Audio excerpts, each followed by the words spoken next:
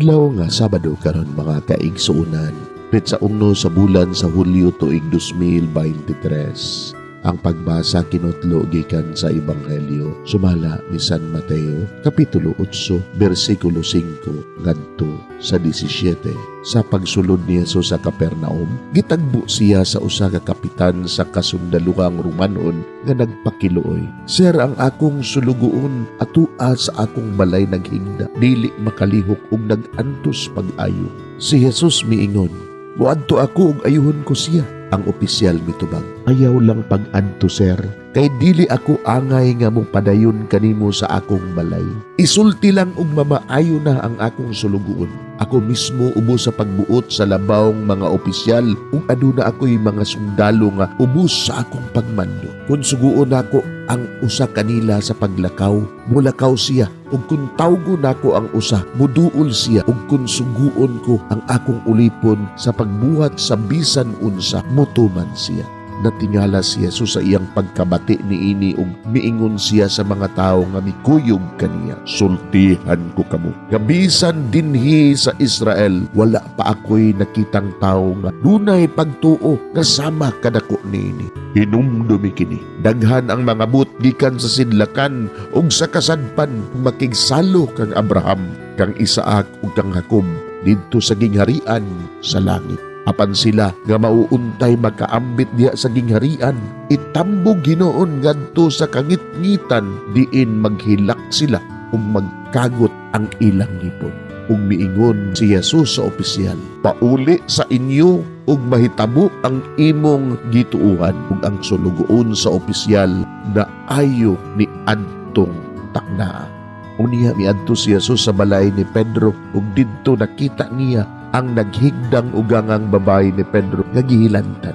Gihikap niya ang kamot sa masakiton ug gihuwasan kini sa hilanat, mibangon ug misilbi kani. Sa pagsalop na sa adlaw, gidala sa mga tawo ngadto kang Jesus ang daghang mga giyawaan. Gipagula ni Jesus ang daotang mga espiritu pinaagi lamang sa pulong ug giayo niya ang tanang masakiton. Gihimo niya kini aron matuman ang giingon ni Propeta Isaias. Siya gayud maoy nag-ayo sa atong mga balatian ug mga sakit. Mga igsuon, ang Ebanghelyo sa Ginoo. Daygon ikaw, o Kristo.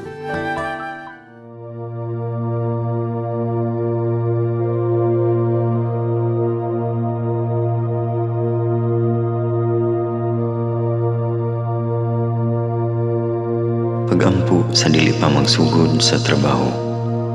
Magampo kita. Sa ngalan samahan, sa Anak ug sa Espiritu Santo. Amen.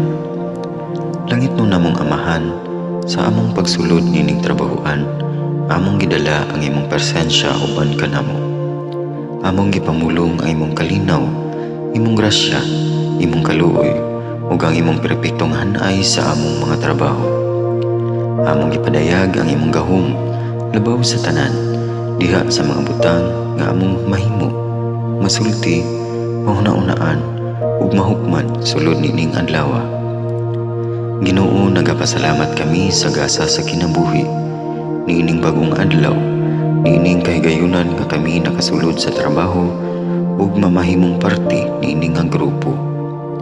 Salamat sa mga gasa nga imong gitugyan kanamo. Hamong gamiton kini diha sa pagimaya kanimo. Hatagi kami sa kusog ug kadasig sa pagbuhat sa among mga trabaho. Panalangini ang among mga proyekto, mga ideya ug kusog, aron sa ingon bisan sa pinakagamay namong mga kalampusan, magahatag kini sa imong himaya. Ubani kami Ginoo sa among pagtrabaho nining adlaw. Puna kini nga lugar sa inspirasyon ug kusog. Tabangi kami nga magtrabaho isip usa ka grupo nga mapakita sa usag-usa ang kamaayo. Himuha kami nga maayo nga makabot namo ang mga butang nga kinahanglan namong buhaton. Himuha kini nga lugar nga puno sa kalipay ug panagihigalaay. Ug kamugaway ug kalinaw ang mapatigbabaw niining dapita. Ginoo, kung kami anaa sa kalibog, giyahi kami. Kung kami muwadaan sa kadasig ug paglaom, dasiga kami.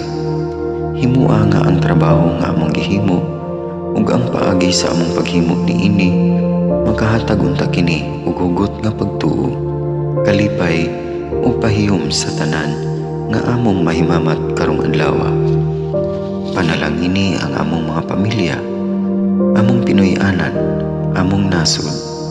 Himua nga magmatidud-anon kami sa pagtagad ug pag-amuma sa kalikupan ug sa tanang may kinabuhi diha sa pagbuhat kanamo sa pagkabot sa imong pangandoy alang sa hustisya ug kagawasan.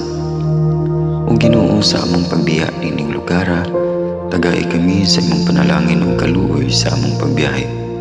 Panalangini ang among mga pamilya ug Pinoy-anan nga anaon ta sa maayong kahimtang sama sa among pagbiya kanila. Ginoo, salamat sa tanang butang nga imong nabuhat, sa tanang butang nga imong gibuhat ug sa tanang butang nga imong buhaton pa. Sa ngalan ni Jesus, among giampo diha sa tumang pagigugma ug pagpasalamat. Amen. Sa ngalan sa Amahan, sa Anak ug sa Espiritu Santo. Amen.